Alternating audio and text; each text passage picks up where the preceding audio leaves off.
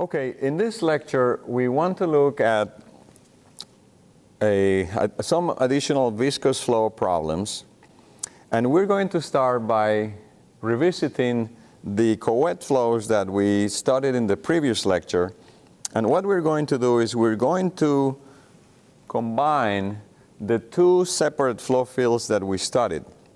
And we're going to call it a combined co-wet flow. And the idea is the following. We studied these two problems separately.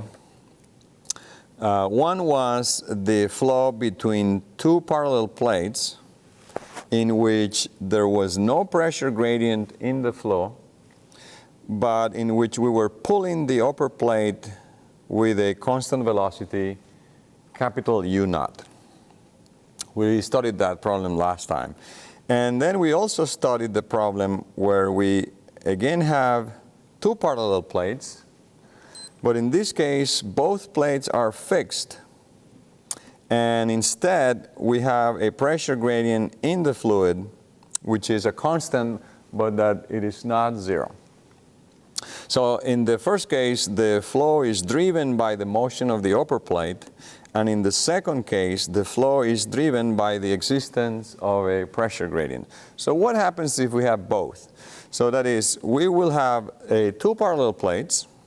We will be moving the upper plate with a velocity capital U naught, and in addition to that we will have a pressure gradient in the fluid, dp dx, which is equal to a constant and which is not zero. So if we combine the two features of these two flows, we get the so-called combined co-wet flow.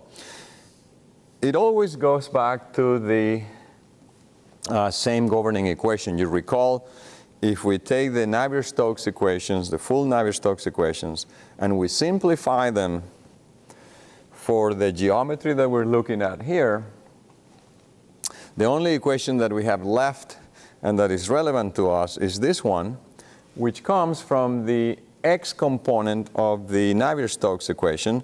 You can see here on the left-hand side I put a coordinate system, x to the right and y perpendicular to the planes, with the origin located at the midplane. So this is then the x component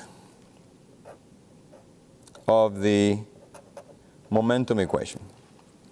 And of course we have eliminated many terms from this equation because we only have a component of velocity in the x direction, which is lowercase u, and we really have that component of velocity varying with one coordinate, and that coordinate is y. So from a geometrical point of view, the problem is very simplified. You might recall that this implied that we assume that these plates are infinite in all directions. So they're very long in the x direction. They're also very long in the y direction, so that we don't have to worry about what's happened near the edges of those plates. And that allows us to simplify the x momentum equation to that. The next thing that we have to worry about is the boundary conditions. This is a differential equation, and in order for us to solve it, we're going to need boundary conditions. And we've seen that before when we looked at the two problems separately. We're going to need boundary conditions at the two walls. They are the so-called no-slip conditions. Remember, the fluid, the viscous fluid, has the velocity of the boundary that it is in contact with at those points in which it's in contact with the boundary. So those are very simple for us, the no-slip conditions. We have a no-slip condition on the top plate. We have a no-slip condition on the bottom plate. And so if I call the top plate y equals plus h and the bottom plate y equals minus h, then my two conditions are that at plus h the velocity is u naught, which is the velocity of the upper plate, and at y equals minus h the velocity is zero because the bottom plate is not moving. So the total gap, the width of the gap is 2h, and that's just for convenience. So since we solved that equation last time, I don't need to solve it again. But remember what happens when you solve that equation. subject to these boundary conditions is that you get this result. So of course what you're doing is you're doing two integrations. You integrate this equation twice. You have two constants of integration. You evaluate those two constants of integration by using your two boundary conditions. If you haven't done it, I recommend you do it on your own. That is, you arrive at this result by doing your integration of the equation here at the top and using the two boundary conditions, and this is what you get. You get a velocity, we call this the velocity profile. Let me write that here. Velocity profile, because this equation tells me what the velocity of the fluid is at any point within that channel, because it's an expression for the velocity as a function of the vertical coordinate y. You can immediately verify that it satisfies the conditions that we just imposed. That is, if we evaluate this equation at y equals h, this will go to 0. So the whole term on the right-hand side will go to 0. And when y is equal to h, this becomes 2 divided by 2, so we get u naught, which is the velocity of the top plate. And if we evaluate it at the bottom plate, when y is equal to minus h, then the same thing happens here. This is 0. And when y is equal to minus h, this is also 0. So we get 0 velocity at the bottom plate. You will also notice, if you looked, if you studied the previous lecture already, that this result is nothing but the sum of the two separated flows. So if we have studied these flows separately, that is, on the one hand, we look at the flow that has a pressure gradient, and on the other hand, we look at the flow that doesn't have a pressure gradient, but it has a moving plate.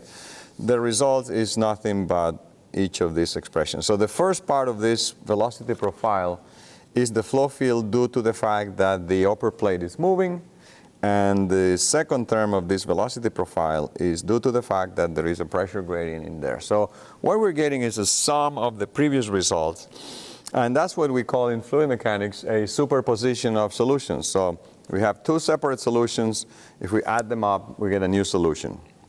And that is possible because the differential equation that we are solving is a linear equation. So since this is a linear equation, it admits superposition, and that's exactly what has happened here, that the two solutions have been added up together.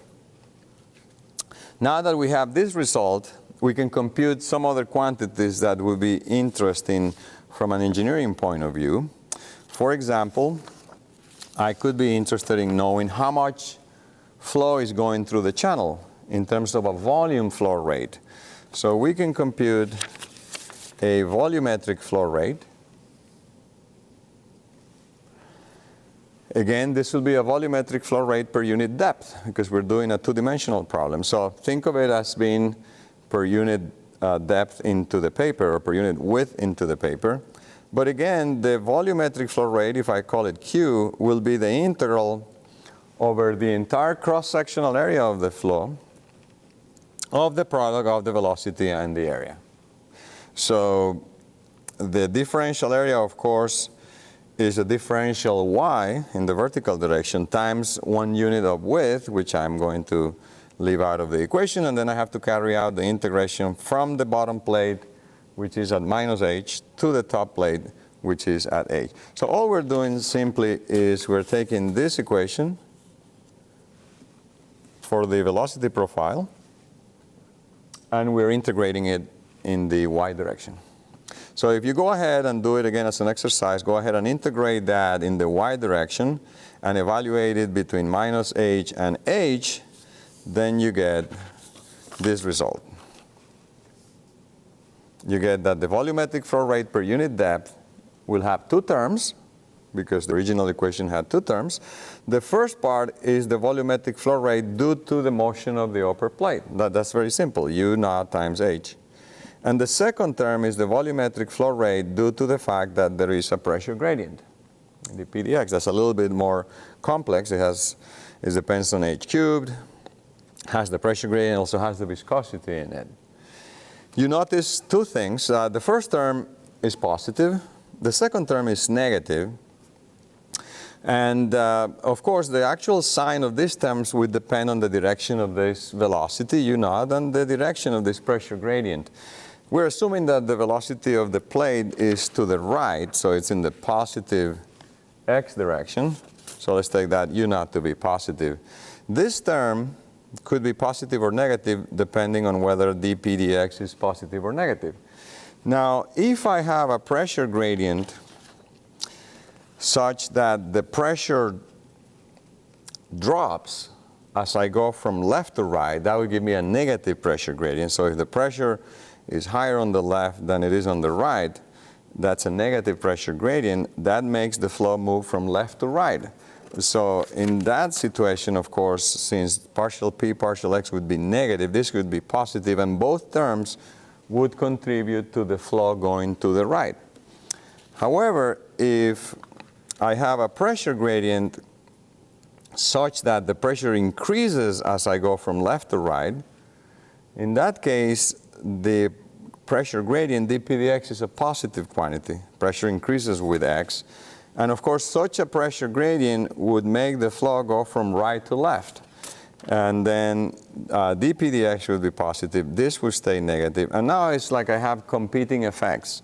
On the one hand, the motion of the upper plate is forcing the fluid to go to the right, but the pressure gradient is forcing the fluid to go to the left. You may ask yourself, well, who wins this battle? And the answer is a little bit complicated, but this is the situation that I'm talking about. If the pressure gradient is positive, there is certainly a possibility that these two terms will be equal, and since they are opposite in sign, that they will cancel out. So the situation could arise in which the plate is moving to the right, the pressure gradient is positive, you end up with zero flow, zero volumetric flow. However, the flow is still moving. And the situation that we are looking at here might be envisioned as something like this. This is the scenario. The top plate is still moving to the right with a velocity u0.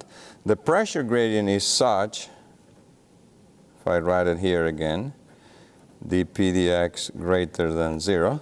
The pressure gradient is such that it wants to push the fluid from right to left, and this is what happens.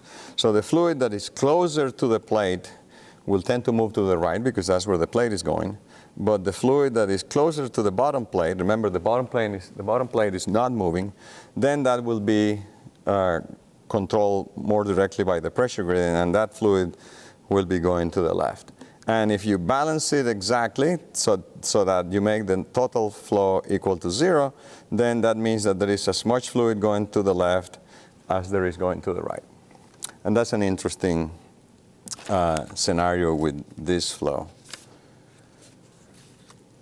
All right, so let's look now at another flow situation that is very important for us as engineers. What happens if I replace the plates with a pipe? So if I, instead of looking at the flow produced between two parallel plates, I look at the flow that exists inside a pipe that has a circular cross-section. Let's make some assumptions like we've done in the co-ed flow problems to make the problem more tractable. Let's look at the steady case. So there won't be any variations in time in this flow field. We will assume, as we have done in the previous cases, that the density of the fluid is constant. We will look at a laminar flow, and I will tell you a little bit more about that in a moment. We discussed this earlier in the course, the difference between laminar and turbulent flows, but we look at a laminar flow. We'll have to look at this problem using cylindrical coordinates, just because it is more convenient. And in the cylindrical coordinate system, we'll have z going along the axis of the pipe. Lowercase r will be the radial coordinate, and of course there'll be an angular coordinate theta.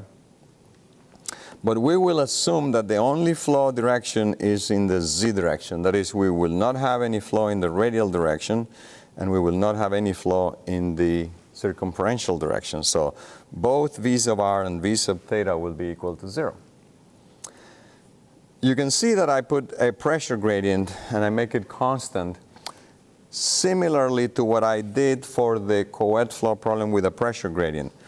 This time I have no choice. I have to put a pressure gradient in here because I don't have another way to make the flow move, because I don't have a way to make the pipe, or unless I drag the entire pipe along. It's not like when we have the two parallel plates, I can make one plate move and the other one fixed. The pipe is fixed, so the only thing that makes the fluid occur is the fact that there will be a pressure gradient. Now, how do you know if a flow is laminar or it is turbulent? The way we do it is look at the so-called Reynolds number. And it can be shown experimentally in a very well-controlled experiment, or it can actually also be shown using computational methods or even some analytical methods, that if the Reynolds number for the flow field is approximately less than 2100, the flow will be laminar. And if it's larger than that, then it will be transitioning into turbulent flow, and it might be fully turbulent flow if it's significantly larger than 2100. This is for what we call a smooth pipe. That is, the surface of this pipe is perfectly smooth. There is no roughness associated with it. The Reynolds number is defined in this way. You take the density of the fluid, you multiply by some average velocity of the flow, you multiply times the diameter of the pipe, and you divide by the viscosity of the fluid. This is what we call, in fluid mechanics, a dimensionless quantity. The units of all these quantities, when combined in this form, produce a parameter that has no units. And this is the most important dimensionless parameter in fluid mechanics, is the Reynolds number. You will learn a lot more about the Reynolds number when you take the next course, which is 130B. All right, so let's assume that whatever properties and whatever dimensions we have in this problem, we are in the laminar flow regime. That makes our life easy. We can find a laminar velocity profile. So what equations do we have to deal with to solve this problem? Let me see here. Again, we have to go back to our Navier-Stokes equations. And in this case, the important component of the Navier-Stokes equations is the component in the z direction. So this right here is the z component of the Navier-Stokes equation. You may actually want to compare this with what we saw in the previous problem. See if I can easily find it here. When we looked at the co-ed flow problem, in the red box there, you have the z component. Well, in that case, it was x, because I was referring to the direction of the flow as x. But these equations are essentially analogous. The first one in the red box is the x component of the momentum equation, but it's the component in the flow direction.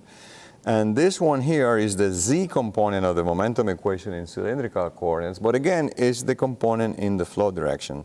So they are essentially the same, it's just that they are in different geometries.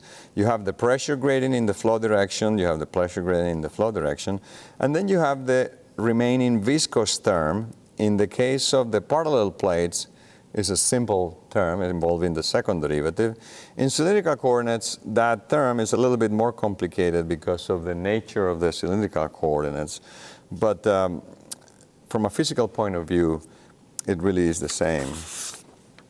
So that's our equation. And that's the equation that we need to solve if we want to find the velocity profile in our flow. Again, it simply is a matter of integrating the equation, and in order to do that, we need to write boundary conditions. So shrink a little bit.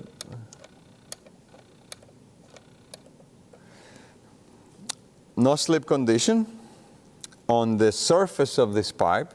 When the coordinate r is equal to the radius of the pipe, the velocity is 0. Remember, I said that the pipe is fixed, the tube wall is fixed. That's our most important boundary condition. So let's try to go ahead and solve the problem with this boundary condition.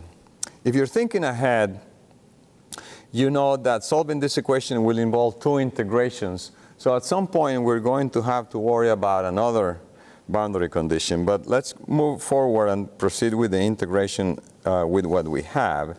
So if we take that equation and we move the pressure gradient to the other side, divide by mu, and then proceed with one integration of this, we find that r times partial v sub z partial r. I have already done one integration, so r becomes r squared over 2, dp dz, and here's my first constant of integration. But I have to integrate this a second time, so by dividing by r first, and then going ahead with the second integration. So if I integrate now this new expression, again I get r squared over 2, so this becomes r squared over 4 mu partial p partial z. This is a new term in terms of what we have seen before, because now we're integrating c1 over r, and that integrates to c1 natural log of r, plus the second constant of integration that I was telling you about earlier. So we generate two constants of integration, but up to this point, we only had one boundary condition. So, of course, we need to look at this term very carefully, c1 times the natural log of r. What happens there? Well, you just have to remember that the natural log of r is not defined. It actually goes to negative infinity as the argument goes to 0. So that would mean that if I approach the center of this pipe,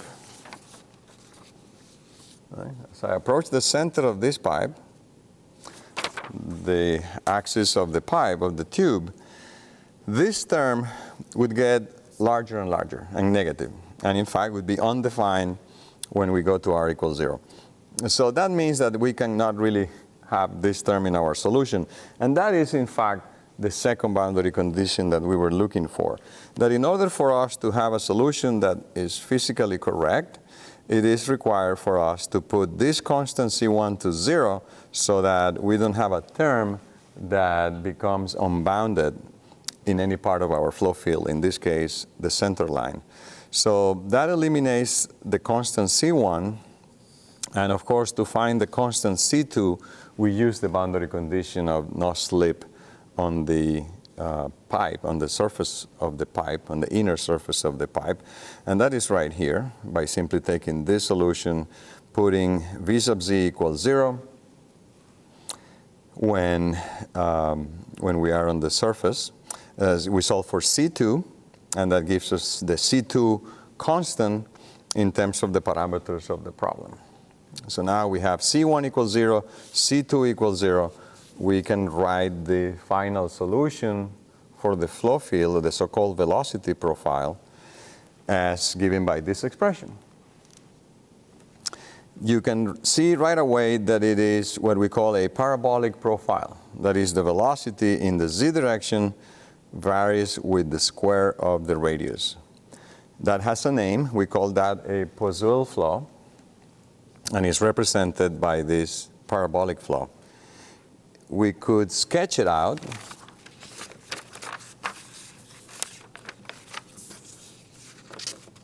I guess I can. It actually looks exactly like the flow in the parallel plates, inside the parallel plates would look like if you had a pressure gradient. So think of this is not the right expression, because that was for the parallel plate. So let me cover all of that. But that's what the flow would look like inside your pipe, except that this direction would not be X, it would be Z, and this direction would not be Y, it would be R, but it would be a parabola, just like it was between parallel plates. It's just that it's really a paraboloid because it has that radial symmetry. It's a parabola when you look at a cross-section, but it's really a paraboloid revolution when you look in 3 dimensions. But that's our flow field, our velocity profile. And we could do like we did for the parallel plates. We could find out what the volumetric flow rate is by simply carrying out an integration. So if I take this profile, let me move this up a little bit. If I take that profile and I integrate it over the entire cross-section of the pipe, then I can get the volumetric flow rate. So I take the velocity profile, integrate it over the area. Of course, the area now is the cross-section, and that cross-section is a circle, so my differential area is this annulus that has a differential area equals to 2 pi r dr. So if I put that in there, and I carry out the integration, so if I plug my velocity profile in there, put my differential area 2 pi r dr, and go ahead and carry out this integration, you can see the intermediate step there, then I can find what the volumetric flow rate is. Again, it is negative because the actual sign will depend on the pressure gradient. And just like it happened in the parallel plate problem, if the pressure gradient is negative, that means that the pressure drops as you move along in the z direction, then this is actually a positive flow rate. So if the pressure gradient is negative, you get a positive flow rate and vice versa. We can also compute the average velocity. Recall when I defined the Reynolds number earlier, I used an average velocity. And we can now compute that average velocity by simply taking that volumetric flow rate that we just found and dividing it by the area of the entire cross-section of the pipe. So if I take this quantity and I divide it by pi r squared, which is the cross-sectional area, then I get the so-called mean velocity. That tells me what the average velocity of the fluid moving along that pipe is. And now I can also determine the maximum velocity. I can actually do that from the original expression for the velocity profile. So if I take this profile here, and I put r equals 0, because I know that's where the velocity is the highest, along the center line, then I can get that the maximum velocity is negative r squared over 4 mu partial p partial z. And if I just compare these two, the mean velocity and the maximum velocity, then I immediately realize that the maximum velocity is twice the average velocity. And that's an interesting result because it allows us to simplify the expressions when we write them in terms of the mean velocity. Okay, I want to do one more thing in today's lecture, and it's just to introduce one more complication to this type of problems. And let's look at a different problem, which you can see in this. I may have to shrink this a little bit. We'll see. Oh, perfect. Let's look at this problem. So I've complicated the geometry a little bit by considering a so-called annular flow. And an annular flow is the flow that exists in the gap between two cylinders. So suppose that in my experiment, if I make this arrangement, I have a larger cylinder, which is hollow, of radius capital R2, and then inside I have a smaller cylinder of radius capital R1, and they are lined up so that their axes coincide. And then I put a fluid in the gap in between the two cylinders, and then I take the inner cylinder and I pull it to the right with a constant velocity V naught, while I keep the outer cylinder fixed or stationary. Then the question is, what is this velocity profile of the fluid in the gap going to look like?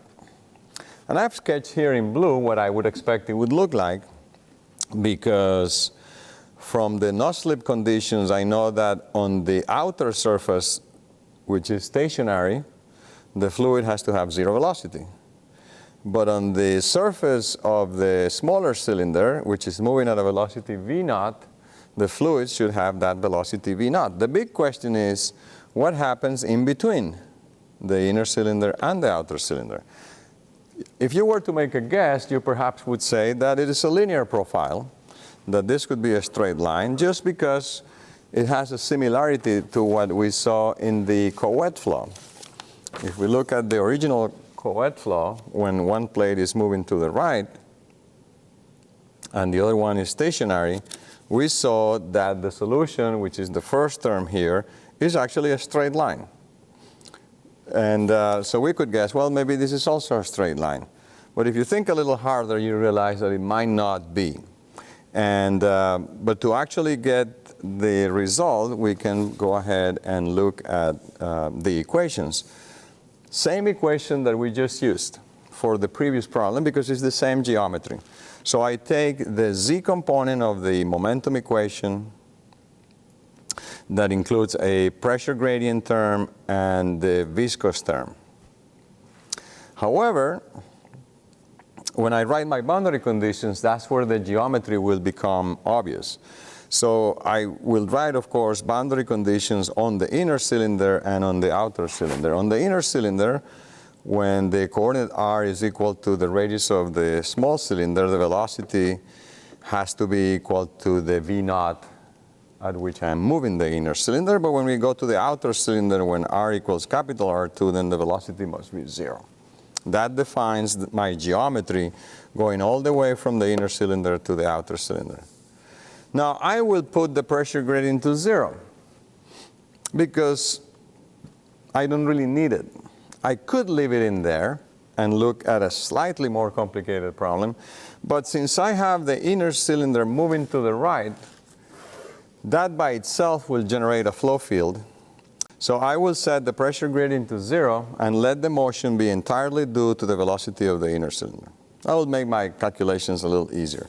So now the equation that I have is just that viscous term that was left in the z component of the momentum equation has to be equal to 0. And of course, I can integrate that very easily. Since this whole thing is equal to 0, once you clean out the factors that cannot be 0, such as mu, the viscosity should not be 0.